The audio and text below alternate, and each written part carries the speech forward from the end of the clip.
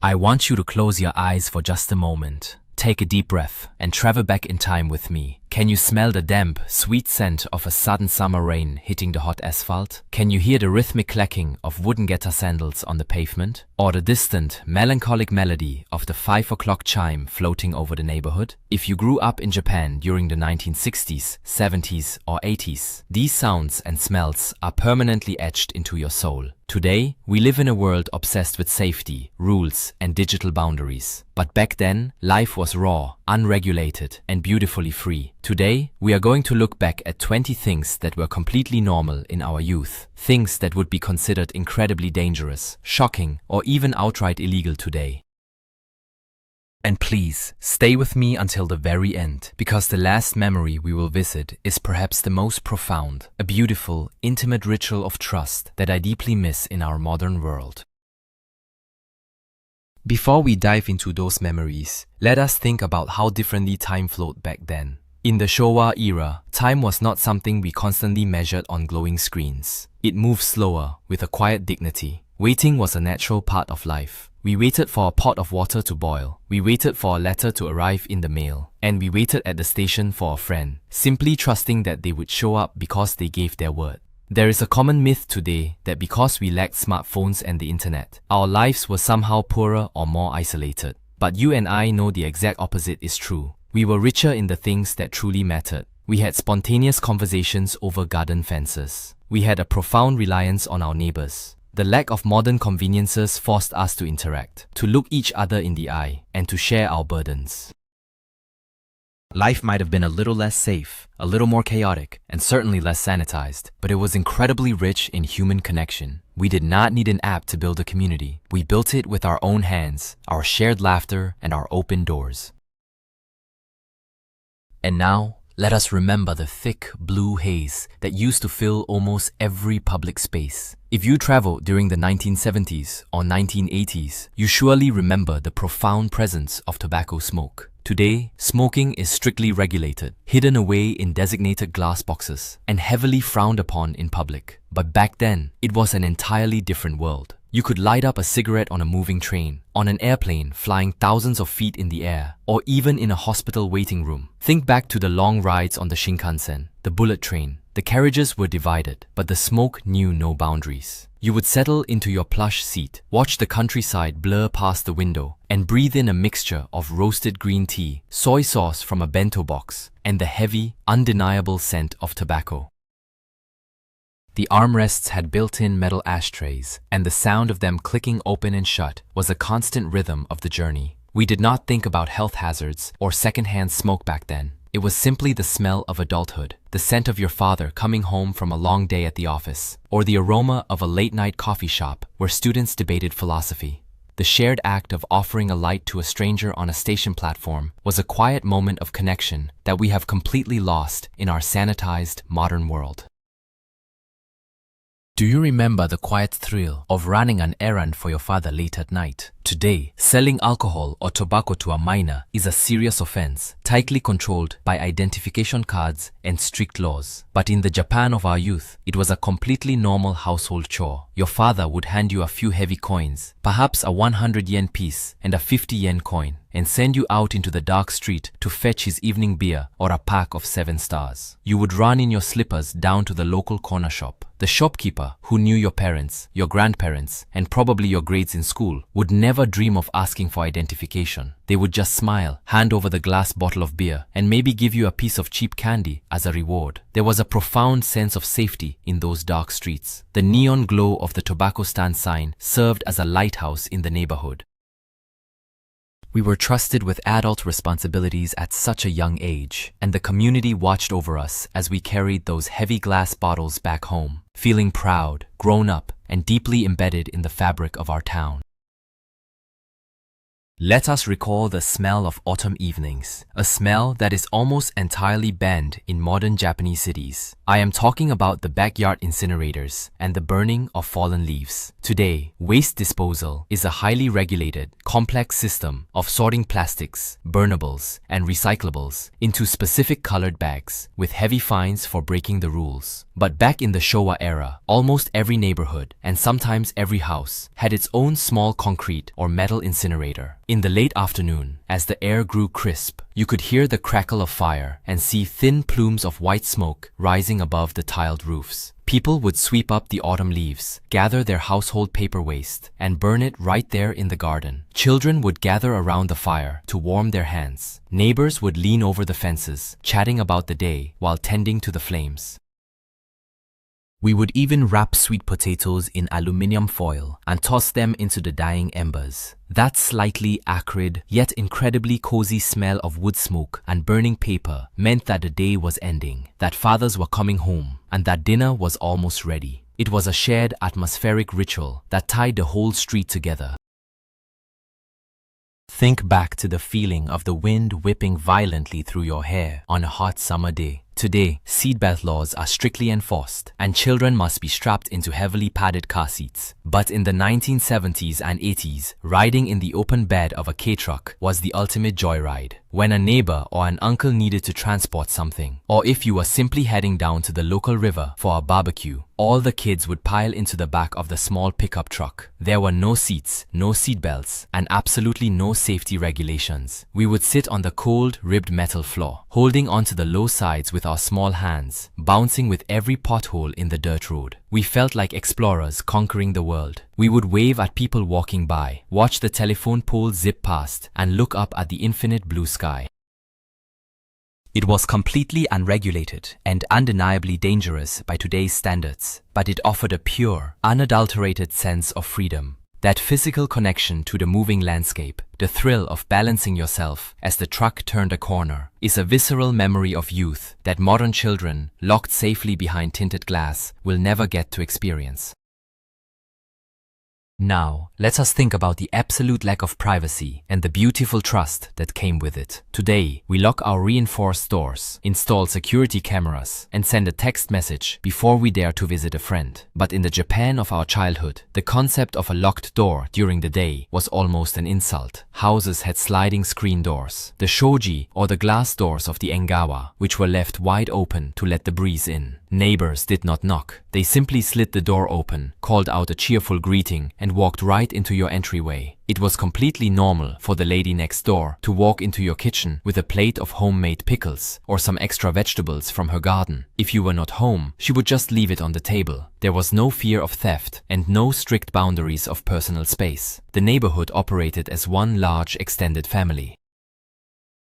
Everyone knew everyone else's business, which sometimes felt suffocating when we were teenagers. But looking back, it provided an incredible safety net. You were never truly alone. The open door was a symbol of an open heart, a community where trust was the default setting, not something that had to be proven.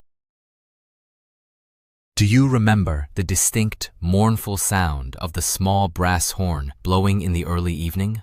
It was the tofu vendor pulling his cart or riding his heavily loaded bicycle through the narrow streets. Today, everything we buy is sealed in sterile, single-use plastic, sitting under harsh fluorescent lights in a supermarket. But back then, shopping was a deeply personal, zero-waste interaction. When you heard the horn, your mother would hand you a ceramic bowl or a metal pot from the kitchen. You would run out to the street and wait for the vendor. He would lift the heavy wooden lid of his water-filled container, revealing the perfectly white, delicate blocks of fresh tofu floating inside. He would carefully slice a block with his specialized knife and gently slide it right into your own bowl. There was no packaging, no barcodes, and no plastic bags.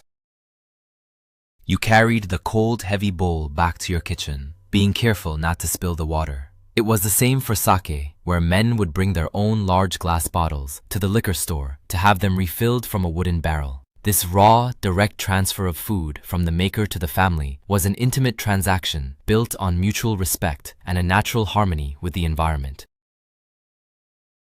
Let us recall the taste of water on a scorching August afternoon. Today, everyone carries expensive, vacuum-sealed bottles filled with filtered, mineral-enriched water, terrified of consuming anything unsterilized. But when we were young, playing baseball in the dirt lot or chasing cicadas until we were exhausted, our only oasis was the public park water fountain. It did not matter if the metal fixture was rusty or if the basin was filled with wet leaves. We would press the heavy button, lean over, and drink the cold, heavily chlorinated tap water straight from the spout. We would splash it on our faces, wash our muddy hands, and let it soak into our t-shirts. We never worried about bacteria or waterborne illnesses. That metallic, sharp taste of the park fountain was the taste of pure salvation on a hot day.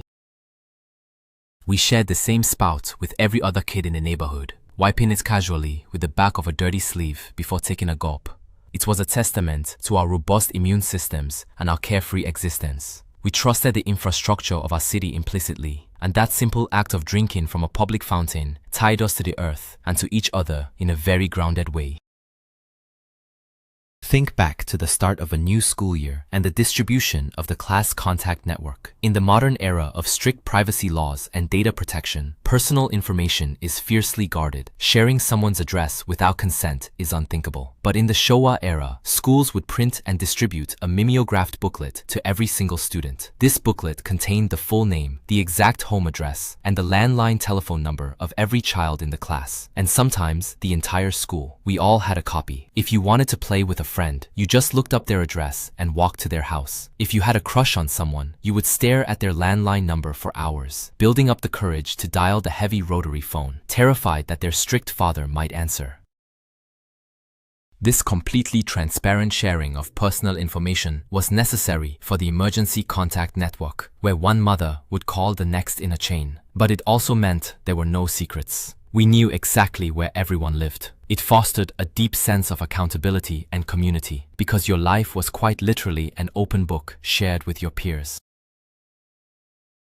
Let us talk about the atmosphere inside the classroom. Today, the relationship between a teacher and a student is heavily regulated. Teachers cannot raise their voices, and any physical contact is strictly forbidden and grounds for dismissal. But in our youth, the teacher, the sensei, was an absolute authority figure, second only to our parents. Corporal punishment, known as taibatsu, was not only common, it was generally accepted as a necessary part of character building. If you fell asleep in class, forgot your homework, or disrespected a classmate, you could fully expect a piece of chalk to fly across the room and hit you on the forehead. You might receive a sharp slap on the back of the head, or be forced to stand in the hallway holding heavy buckets of water for an hour. And the most shocking part for modern generations? If you went home and complained to your parents about it, they would not sue the school.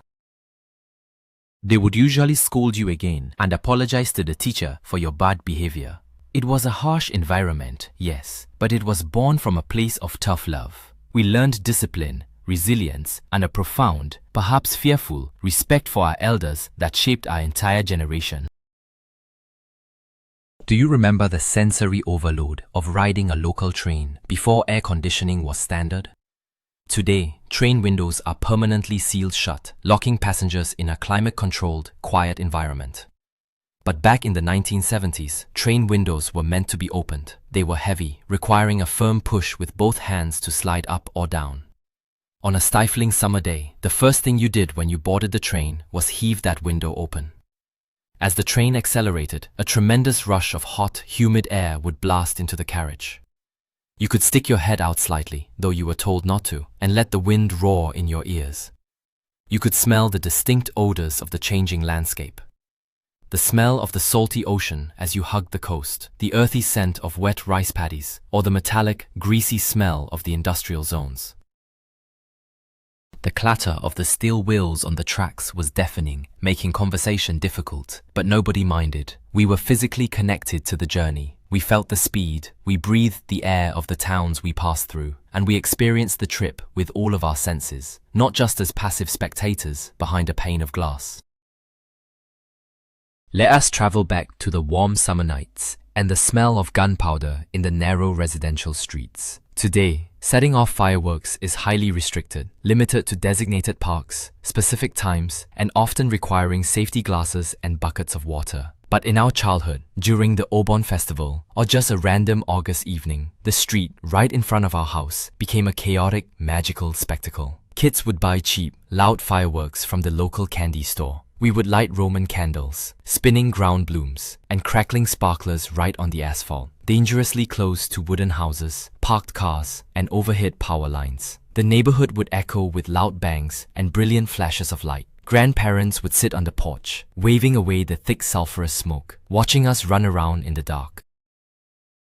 We held the delicate senko hanabi, the sparklers, holding our breath to see whose would last the longest before the glowing red ball dropped to the ground. There were no safety marshals, no barricades, and no protective gear. It was reckless and wild, but that shared danger and the mesmerizing beauty of the sparks in the summer night created memories that still burn brightly in our hearts. Think about the sheer, terrifying thrill of the roads before safety regulations took over. Today, riding a motorcycle requires strict licensing, thick protective clothing, and, universally, a heavily certified helmet. But there was a time in Japan, before the strict helmet laws were fully enforced for all engine sizes, when riding a motorbike was a raw, unfiltered experience. Teenagers and young men would cruise down the coastal highways or through the city streets with the wind violently whipping through their uncovered hair. You could see their faces clearly, their expressions of intense concentration or pure joy. The roar of the engines seemed louder back then, unrestricted by modern emission controls. Couples would ride tandem, the girl holding tightly onto the boy's waist, both wearing nothing but t-shirts and jeans, trusting their lives to the balance of the machine and the grip of the tires. It was an era of rebellion and speed, beautifully captured in the movies and music of the time. While we now understand the tragic risks they took, we cannot deny the romantic, breathtaking image of that absolute freedom, an untamed spirit that has been entirely legislated out of existence. Do you recall the magical, haunting melody of the roasted sweet potato cart on a freezing winter night? Today, food trucks are heavily inspected, licensed, and required to have running water and strict sanitation grades. But the yaki imo vendor of the Showa era operated on an entirely different level. You would hear the drawn-out, melancholy whistle echoing through the dark, icy streets. You would grab a few coins and run outside, your breath turning to white mist. The vendor pushed a heavy wooden cart or drove a slow-moving, rusty miniature truck with a real, blazing wood fire burning inside an iron oven right on the back. There were no health inspectors checking the temperature of his glowing coals. He would use thick, blackened leather gloves to pull a scorching hot sweet potato from the ashes, wrap it quickly in a piece of old newspaper, and hand it to you.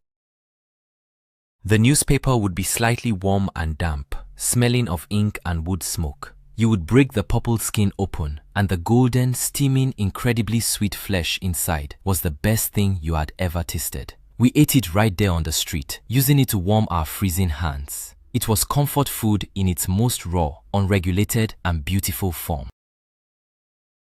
Let us remember the intense, physical reality of the morning commute. Today, while trains are still crowded, there are strict capacity limits, platform doors for safety, and a general respect for personal space. But if you commuted into Tokyo or Osaka in the 1970s and 80s, you experienced a level of human compression that seems highly illegal and deeply terrifying by modern standards. The stations employed oshiya, the passenger pushers. These were station attendants in neat uniforms and white gloves whose sole job was to physically shove as many human bodies into the train car as mathematically possible. You would stand near the door, feeling the immense pressure of the crowd behind you. The attendant would place his hands firmly on your back or shoulders and push with all his might. The doors would slide shut, often catching a briefcase or the fabric of a coat. Inside, it was impossible to move your arms.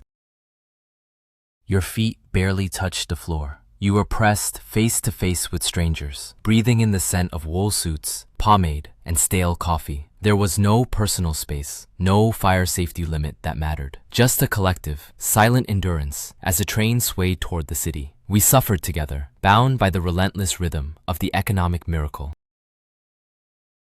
Think back to how we handled minor illnesses and the profound trust we had in our community's wisdom. Today, sharing prescription medication or giving unverified homemade remedies to a neighbor's child is considered incredibly dangerous and medically irresponsible. But in our youth, the neighborhood was our pharmacy. If you had a stomachache or a sudden fever, your mother might not take you to the clinic right away. Instead, the older lady next door might come over, holding a small paper envelope of mysterious, bitter-smelling brown powder, or a dark glass bottle of herbal liquid she had brewed herself. She would insist you drink it, claiming it cured all her children. And our mothers trusted them completely. There was no checking of ingredients, no expiration dates, and no fear of lawsuits. We swallowed the bitter roots, the dried tangerine peels, or the leftover medicine from a previous illness.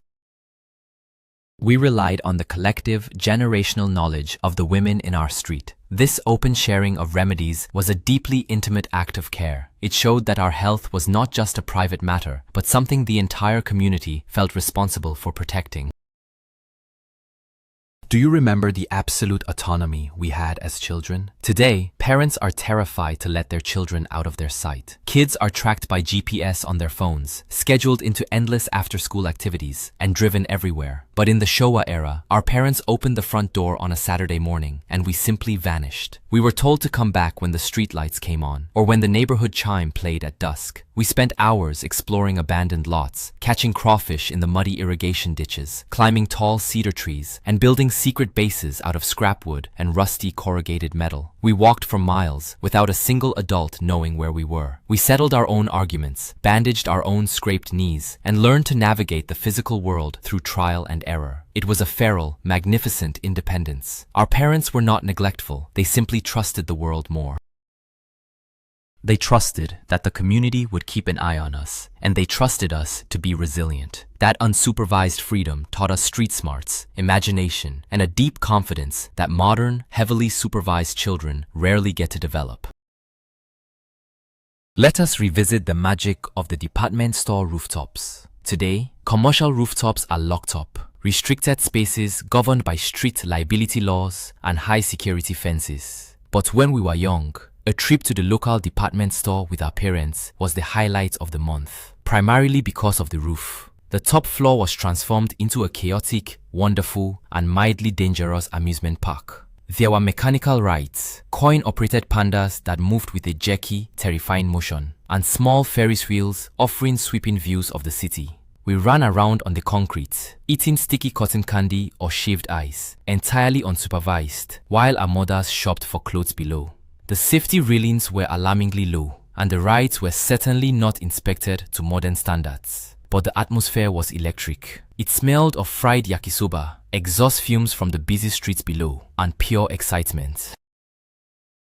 Holding your grandfather's hand as he gave you a 100 yen coin for the mechanical train is a memory of pure joy. Those rooftops were our accessible paradise, a vibrant community space suspended high above the bustling Showa-era streets. Think about the extreme dedication of the Showa-era salaryman. Today, labor laws dictate maximum working hours, overtime is monitored, and sleeping at the office is a sign of a toxic workplace that could lead to lawsuits. But in the 1980s, during the peak of the bubble economy, extreme overwork was worn as a badge of honor. It was completely normal for fathers to miss dinner entirely, working until the last train had already left the station. Instead of paying for an expensive taxi home, men would simply roll up their suit jackets, place them under their desks, and sleep right there on the hard office floor. They would wake up a few hours later, wash their faces with cold water in the company restroom, and start the next day. The office hummed with fluorescent lights and the shared exhaustion of an army of corporate warriors. There was no work-life balance. Your life was the company, and your colleagues were your brothers in arms. While it was undeniably harsh on families, there was a fierce, collective pride in rebuilding the nation and driving the economy forward. They sacrificed their comfort and their sleep for the promise of a brighter future for us. Do you recall the overwhelming sensory experience of waiting for your father inside a pachinko parlor? Today, these gambling halls are strictly restricted to adults, with heavy ID checks and warnings about addiction. But back then, they were a regular part of family life. It was completely normal for a father to walk in on a Sunday afternoon, holding his small child by the hand. You would sit on the stool right next to him, or play on the floor, surrounded by a deafening, hypnotic roar of thousands of silver steel balls crashing like a waterfall. The air was incredibly thick with cigarette smoke, so much so that your eyes would sting. The neon lights flashed, and the mechanical bells rang constantly. You would watch his hands expertly twist the dial, waiting patiently. If he hit a jackpot, he would scoop some of the silver balls into a plastic tray and exchange them for a chocolate bar or a small toy for you. It was a loud, smoky, completely inappropriate environment for a child by today's standards. Yet, to us, it was just another weekend afternoon spent with our fathers, a weirdly cozy memory hidden within the neon chaos of the city. And finally, let us remember the most beautiful, vulnerable, and communal space of all, the neighborhood sento or public bathhouse. Today, nearly every home has a private, pristine bathroom, and the idea of bathing naked with your neighbors seems awkward or unthinkable to younger generations. But when we were young, the sento was the absolute heart of the community. We walked there in the evening, carrying our small plastic basins filled with soap and a thin towel. The bathhouse echoed with the sound of splashing water, the scrape of wooden stools on the tile floor, and loud, joyful conversation. You saw your neighbors, your teachers, and the local shopkeepers stripped of their titles and clothes, equalized by the hot water. We scrubbed each other's backs, sharing the heat and the steam. There was a profound physical trust. After boiling ourselves in the incredibly hot communal tub, we would sit in the changing room, wearing only our cotton yukata, and drink a freezing cold bottle of fruit milk or coffee milk. That shared vulnerability, that literal shedding of barriers, created a bond that cannot be replicated today. We were entirely exposed, yet entirely safe. When we look back at all of these memories, the unhelmeted motorcycle rides, the smoky trains, the unlocked doors, and the public fountains, we realize something profound. We are not just mourning the loss of old things or dangerous habits. What we truly miss is the overwhelming sense of trust that defined the Showa era. We miss a time when we relied on the goodness of our neighbors rather than the locks on our doors. We miss the physical, unfiltered connection to the world and to each other. We traded that chaotic, beautiful freedom for safety and convenience. And while our world is undoubtedly cleaner now, it is also a little bit colder. Thank you for walking down this nostalgic, slightly rebellious path with me today. If these memories warmed your heart, please subscribe to the channel and leave a like to help preserve our history. Now, I want to ask you, what is one thing you did as a child that would be completely illegal or unthinkable today? Please share your stories in the comments below and let us remember the magic of our youth together.